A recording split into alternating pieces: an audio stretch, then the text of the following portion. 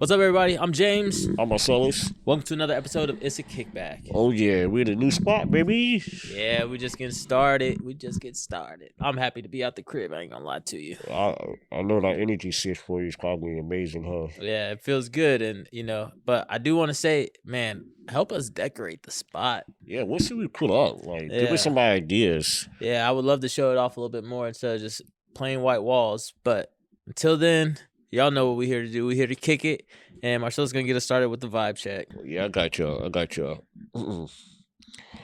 Birds born in a cage think that flying is an illness. Hey, you know how I feel about all of that, because first, I'm let it marinate. Yeah, I must say, Let it marinate. Let that sizzle for a second. All right, but see, that's when I added to the notes. As someone who, like, as soon as I got the chance, I was out of here. Yeah. You know.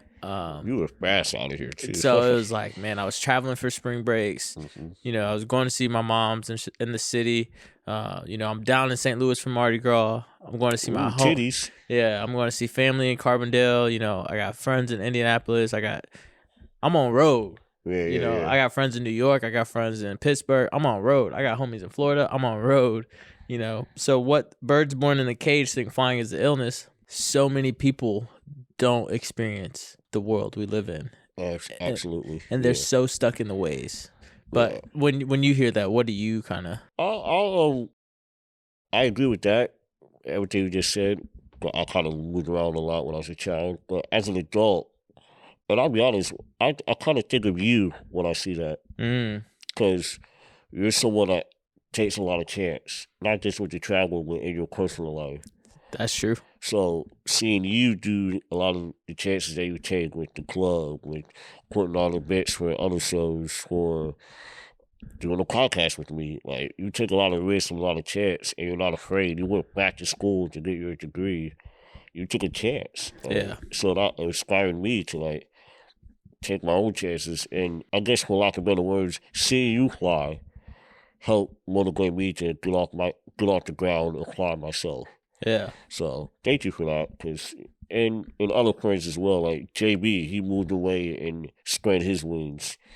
Matt, he moved away and tried to spread his wings. So, like, seeing other birds in my cage, well, not my cage, but from the same cage, go out and flop their wings, motivate me. So that's what I visualize when I hear that. Yeah, I was just talking to the homie, and I was telling her, like, there's just so much more to life. There's so much more you can experience than what's here, and, like, we get so trapped here, like, and it's like, nah, go experience that shit. That, because you really need it to open your eyes. I'll be honest, you really need the point of view. Like, you need it more than just traveling to your kid's basketball game an hour or two away. Like, you really need that cultural shock too. Because honestly, I mean, this is our Black History episode, but, like. Just to kind of get that started, it's like, growing up here, it's like, you don't grow up thinking you could be an astronaut, a fucking state senator, a lawyer. They pilot. They don't embed that in you. They don't embed that into your thinking.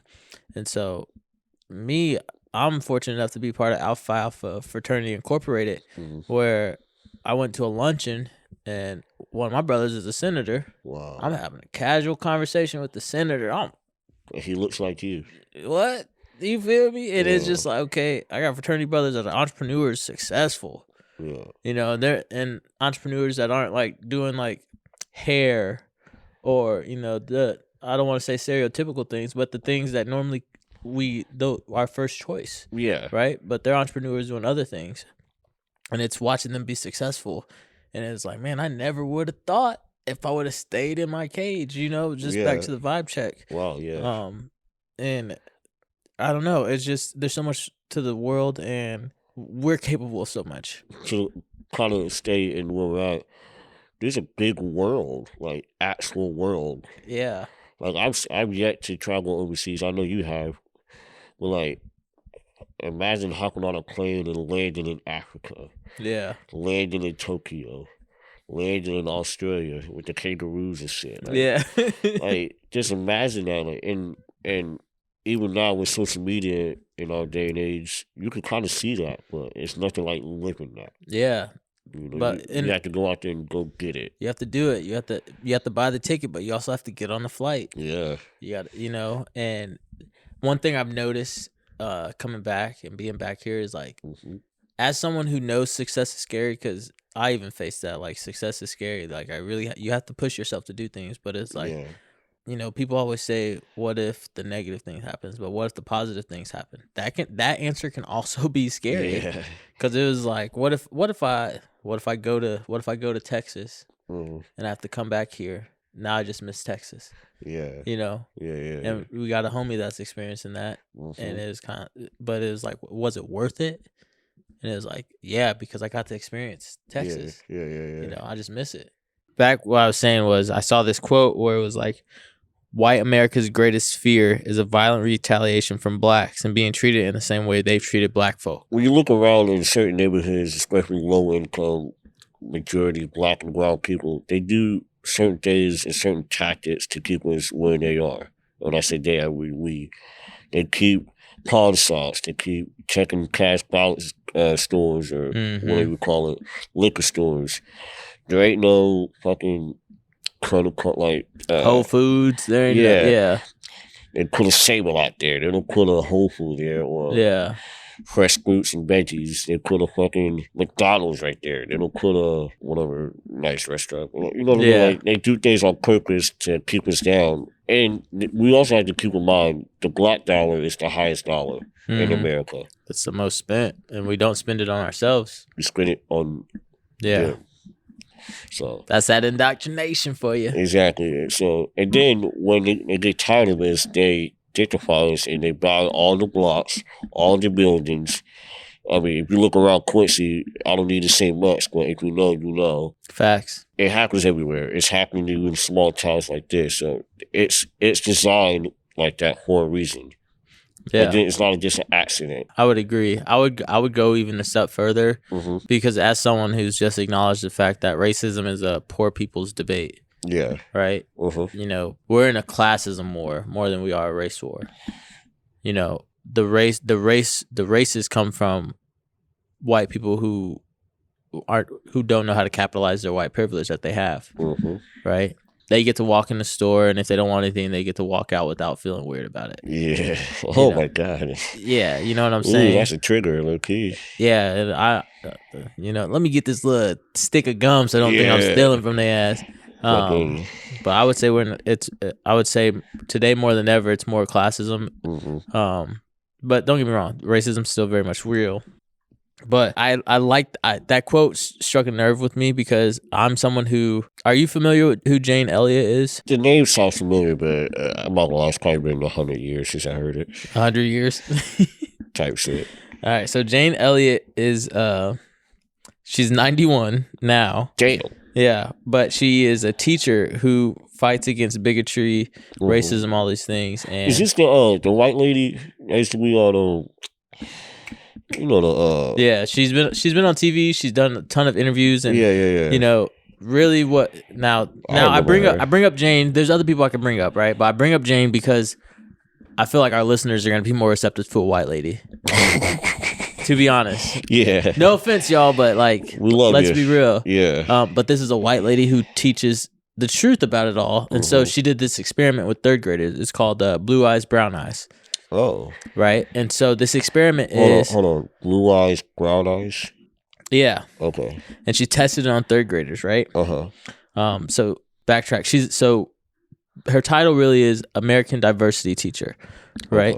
So she does this experiment on third graders, and what it is she picks out the blue-eyed kids and the brown-eyed kids.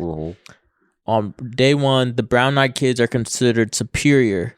They get longer time at recess, they get more food, they get all this, while the blue-eyed kids don't. And then on the next day, they switch, right? Right. And she said when she went and when she asked the students and things, got the feedback, and just from her review is like, very quickly you learned how quick they are to grab and act superior to someone because they get more of it. Okay, I see the test. Okay. Yeah. So students, just to read it off the bat, students quickly adopted the behaviors and attitudes tied into their assigned status. The superior group became condescending, while the inferior group showed lower self-esteem. poor academic performance, and increased anxiety. The experiment demonstrated how arbitrary distinctions can rapidly generate prejudice, in-group loyalty, and systematic discrimination, mirroring real-world racism. Wow. Now she's done multiple experiments. Like it's as simple as she's asked people if they would trade places with the black person. She's asked a white audience if they would trade space with a black person, and no one raised their hands.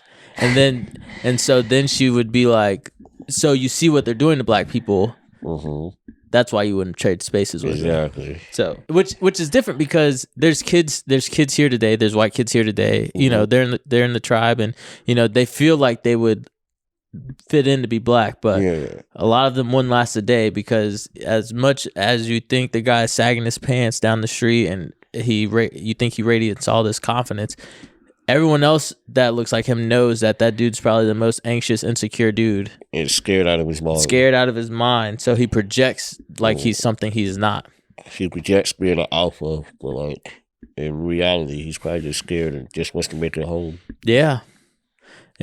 And so, but I would encourage our listeners to kind of, you know, go on YouTube and just type in Jane Elliott and see some of her experiments. It's eye-opening. Like, she also did things as simple as the geography, where she elaborated and showed that, you know, most of the other continents can fit on the continent of Africa. In Africa, and that the map is actually upside down, and they enlarge the Americas to make us seem bigger than we actually are. Oh, I wonder why they did that. Yeah, they misplace Greenland on the map to show that it's further away than it actually when it's actually closer. You might have to fact check that, Greenland, but yeah. So it's but that's all shit. Like, I feel like that's things that we should be taught early on. I might say but obviously there's a reason. Going back to the quote, there's a reason for that. So, I'm sorry, I'm just processing the things that you had spoken on. Now, you had said something about Air Africa. Yeah. Well, can you elaborate on that? So that was the first black-owned airline. Like airplane. Airline, yeah. So like, you know, they credit us for Spirit, right? They say that's the, you know, because it's cheap, but so that was the first black-owned airline. Right. And it didn't last very long. It was founded in 1961, but it was black owned. But 1961. But you don't talk about that. They don't talk about how when Martin Luther King was trying to get us to integrate, that we already had black owned bus systems going just fine and thriving.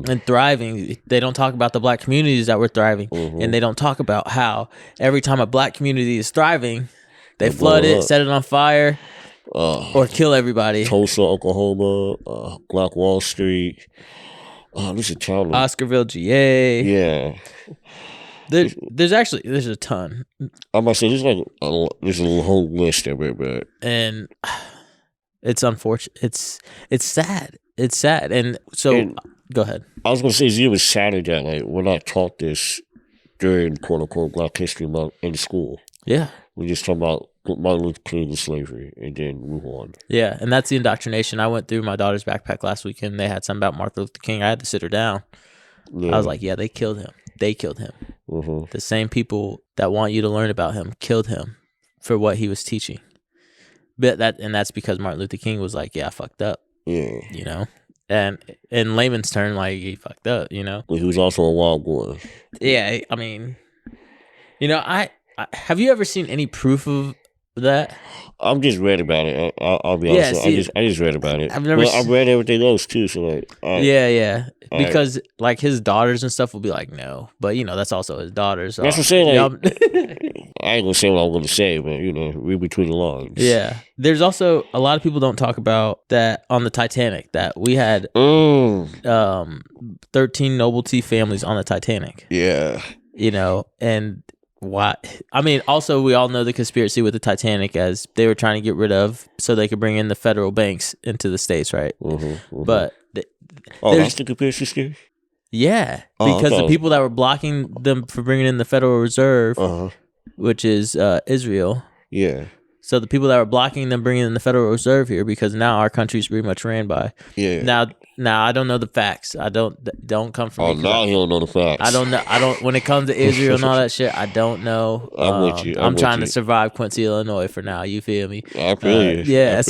But they were trying to block that, so they sent them on. And the Titanic that they sent out wasn't even really the Titanic. That's what I'm talking about. Yeah. No. Yeah. So that it was all a setup to get rid of these people. Oh, the okay. 13 noble black families. Yeah. The people that were blocking the Federal Reserve from coming in. I didn't know the two. Okay. Yeah, that's my ignorance. I didn't know the two. It's not ignorant. It's deep. It's deep rooted. Because how do you come across that? Exactly. They just teach us that it hit an iceberg and it sunk. They don't teach us that they swapped out the ships. And as far as the movie, them two people could have put on that door. I'm just throwing that out there.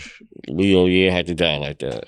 All right, but on a lighter note, on a lighter note, I was switching there because I didn't even bring up the Elaine massacre in Arkansas in 1919. Oh yeah, but anyway, and just to pause for a second, throughout this episode, while you're listening, we encourage you to look up some things, not just some slavery stuff, but please do your research.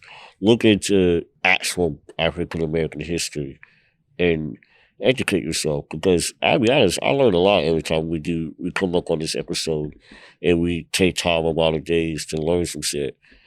And I won't lie, some of it's very eye-opening and sometimes sad, because wow, as a 31-year-old, I don't know half of the shit that I'm learning, but how would I know? I wasn't taught these days growing up. So please do us the favor and educate yourself. Yeah, and let us know what you learned. Share with us. I also want to just a quick edit is African American history is also American history. Don't get it confused. This is just as much your history as it is ours. As much as they try to say slavery was so long ago, there's people out here with grandparents that were slaves, great grandparents that were slaves that dealt with some of that segregation. It ain't that far removed to where it doesn't affect us. You said the first airline was 1960. Yeah. My grandparents were alive during that time. My dad was born in 1975. Come on now. My mom was 74. Yeah. It's not that long ago. So, but just to some lighter topics, one of the cool facts, the DAP, the handshake. Yeah, you know what I'm saying? Yeah. Black military men came up with the DAP, the handshake that everybody does these days. And it stands for dignity and pride, because it let them know while they were overseas fighting someone else's war. Yeah. Type shit. That, hold your head. Because even when they were over fighting these battles, the white soldiers still tried to take their racism over to other countries. It was so crazy, because there's an instance where they're at a pub and there was no sign, and the white soldiers was like, "No, y'all can't come in here." And the owners of the tavern was just like, "What? Why not?" Yeah. He's a part of the service. And so from there, what the tavern owner did was he put blacks only on the door and didn't allow white soldiers to come in. So shout out to that guy. Yeah, so it's things like that, because and I don't say that to say like racism doesn't exist over there. I've never been in the UK to know. So the DAP was just one of those things for dignity and pride to say, "I see you, brother." Another thing is like the head nod. And a lot of people don't know what it means. Like, when do you do the up one? When do you do the down one? How do you do it? Yeah. Do you turn your head a little? So before you read the notes, what came natural to you? So say me and you, I come into here, it's, "Oh, what up, bro?" Well, like, "Wow, no, dude." Well, or I just go to like, "What's happening?" Like to tip your hat type shit. Like, respect. Where did you get that from, though? Just learned it, to be honest. Yeah.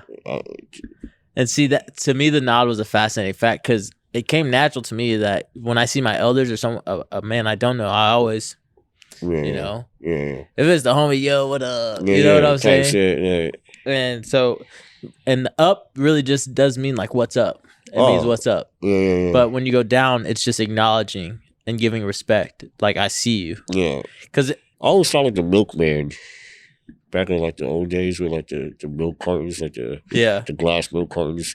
And he's like, "To your lady." So I was like, respect. That was always my first thought. Like, okay. Yeah. Just tip your hat. I don't wear hats, but yeah. Yeah, like, no. Well, like, that motion. Yeah, that was a gentleman's. Exactly. Yeah.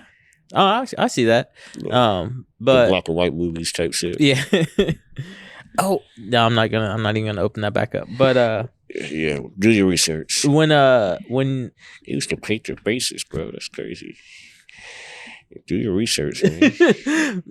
we're not gonna get into blackface, but the head nod. So back to the head. So have you ever been that only person in the, like you and KJ have talked about it on the podcast before, where it was like you and him in the cafeteria and like one other black father in the room? So you ever to me, so it's always come so natural to just be like, all right, because I can't lie, when I go into rooms, I always, all right, am I the only motherfucker in here? Oh, I do that everywhere. Yeah. I do that everywhere. So there's two things that I usually do if I'm like in a new spot. Actually, this just happened over the weekend too. That and a lot more. And it's just me, and I'm surrounded by a bunch of Caucasian people. I always have to know what an exit is, and I try to stay close to that exit just in case it break out. Yeah. And if I see another black person come in, I try to say what's up. Yeah. Even if it's just a head nod, or if I'm out drinking, I'm a little more looser. Hey, what's up, bro? Like, I'm more comfortable when I see another, because even something break out, hey, we on the same team type shit. Yeah. Not sometimes. Depends where you're at. Yeah. But when I say what's up, I can usually tell and check the temperature, because I ain't gonna lie, so what's up to a nigga over the weekend, and he had the same temperature. But respect. Yeah. I digress. I had to say that, just because, because it ain't always the same side. Yeah. Yeah. Don't all they sit sweet? Ain't you can yeah, folk. I say, don't they sit sweet? But another interesting fact. Do you want to read this one off? Yeah. So we all over the place. Oh shit! Speaking of doing your research, the tornado rebrand, or just the tornado sirens in general, actually started out as a sign for black people to be like, get the okay to come out and, I guess, play, so to speak, and like to come to town and like shop and do your ghost, pay your bills or whatever XYZ you had to do. And when it go off again, it's time to get the fuck out of there. Yep. And that was like the thing. Now it transitioned to a nationwide thing of warning people when a tornado comes. Now, ain't that kind of crazy of the dynamic that they chose for a siren? As big as a fucking tornado was to them, as big as a seeing a nigga. Yeah. Like, ain't that kind of wild when you think about it? Like, oh my God, the niggas is coming to town. We got a siren on your horns. Yeah, the horns was their cue to allow black people to come to town and let people know, like, hey, yeah, they're out. And now we use it as a tornado. Niggas die when a tornado comes. The houses get picked up, especially around here where we at. Like, tornadoes is a thing. Mm-hmm. But to think that it was used just for us to come to town and kick it. Well, not kick it, but, run errands and stuff. I think... Sorry, that was just a mental fuck when I read that. Yeah. And just to segue into, I think this is our last point, is a sundown town. Marcellus, I'm pretty sure we touched on this last year, but let everyone know what a sundown town is. Pretty much don't come out after dark. You are not welcome. If you look like us, stay your ass in the house. When the sun goes down, your ass better be in the house. Don't come around these areas. Don't they sit sweet, because you will, unfortunately, be dealt with in whatever type of manner it is. And again, I'm really doing research on this. I asked her, I was like, what do you mean, like, I guess on the map, correct? Yeah. We're surrounded by sundown towns here in Clinton, Illinois. And I said, what do you mean by that? Because I, growing up being an outside kid, I hear like, hey, don't go to XYZ town. As I would say, ain't no niggas there anyway, so I don't need to be there, regardless. But they was like, no, like, don't go out there at dark. Yeah. Well, after dark, excuse me. And when you told me that, I said, wow, it was for real. I thought it was just saying some nigga shit, but no, it was that ass. And it's crazy because you would, at least I thought, I don't want to say we, at least I thought most sundown towns were in the South, when actually they're more northern, correct? Yeah, and that stems from the fact that people in the South were already used to being in proximity with black people, and where in the North they weren't. It's like people confuse that all the time. It was like, oh, well, they were freed in the North. That wasn't by choice. like they just because we were free here doesn't mean white people wanted to be around us, because a lot of them did not want to be around black people still. The Sundown map that I looked at, and I matched it up to, and it was like, because first majority of the black African American POC, they're in the South. Correct. Still to this day. Yeah. Most of the sundown towns are in the North. See, I didn't know that. That's crazy. And then you mentioned Quincy being surrounded by, it was like Quincy was most likely to be biracial. That little speck most likely to be biracial. And then every town, like literally 360 around it. Damn. Red, light pink, and it was just like, okay. Were you ever told that being around here? Hell yeah. My dude, when I started traveling, my dad was like, you got to be careful. And at the time, I'm a kid. I'm like, come on, man, you bugging out. But it was like a doctorate student was just kidnapped from Bloomington a few years ago and found dead in a creek from ISU Bloomington. Yeah. So, but it's very much real. Absolutely. It's very much real. So as a parent, even though my daughter can be white passing, hey, be careful running around with them folk. Yeah, hey. Hey. So you kind of explain what the sundown town is and things like that, and just some of the safety. Like, so that's like when my friends would like invite me camping and shit, my dad was like, hell no. Yeah. So, and even now when I'm older, like I have friends that invite me hunting, my dad's like, he just give me that look, He don't even see me in person, but I know he give me that look when I say it. You can feel it. Yeah. So every time I go and do something, like even when I do it, like a Facebook meetup and it's not here in town, I let my family know. Yeah. Type shit. Hey, I'm going here to meet this person to buy this. Yep. Every time. That's good. I mean, that's smart. I did that shit one time. I ain't trusted. Bitch is looking at me all weird and shit. Hey, you don't buy it or not, man. Come on. Before it got as sophisticated as it is, when I bought tech off there, I made them sign something saying they sold it to me so they couldn't like try to report me to the cops. Bro, that's how deep I was. I was like, y'all not gonna get me. No, I'm with you. So, but that kind of wraps up our Black History episode this year. We kind of bounced around, but we'd like to shoot this just to encourage you guys to be curious about our history. Like, we're curious. A lot of the things we spoke of, as much as we touched on in the past, there are new things that we brought to your attention. So we would love for you guys to kind of share what you also discover in this time of where they increase the output of the information. Exactly. For the algorithm. And like James said, this is American history. You should want to know some of these things so you can tell. Maybe you're with a black partner, he may not know, or she may not know some of these things. Maybe you're around young black children, and they might not know, and you can help prepare them walking into this life. And pour into them. And encourage them. And please excuse me if I don't say this correctly, but I feel like sometimes when we do these things, they think that we're like anti-something. Oh, yeah, like we don't like white people. Yeah, and that's not the case. And I'm not saying this to pander. I'm just saying this. We had to get out of our mindset. And at least what I think we're trying to do is we're trying to like help to tell you guys like, hey, won't you learn about us? Because we already learned so much about you guys. Yeah, we were forced to learn about you. So let's have an equal playing field. Let's. And seriously, come fuck with us. We know about George Washington and Abe Lincoln. How about we learn about some Grant Hamilton? Yeah. How about we learn about, besides Rosa Parks, what's the lady? I'm sorry, I don't remember her name, but the real person that didn't. Claudette. Yeah, Claudette. I don't remember her last name. Close enough.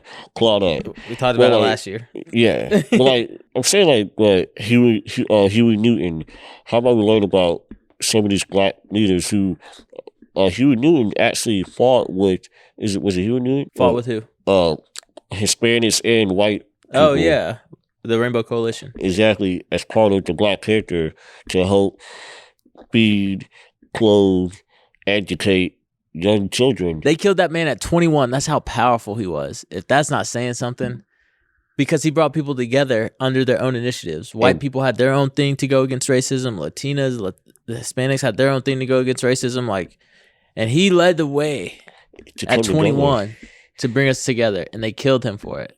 check out an easy cheat code, and not a cheat code, but check out The Black Messiah. That's a great kind of fictional movie to put at least the thought into your mind about it, because it is a powerful movie. So please check that out. And again, do your own research. We just two niggas trying to tell you what the real is. We're not. I'm sorry, I'm joking. Well, like we're all,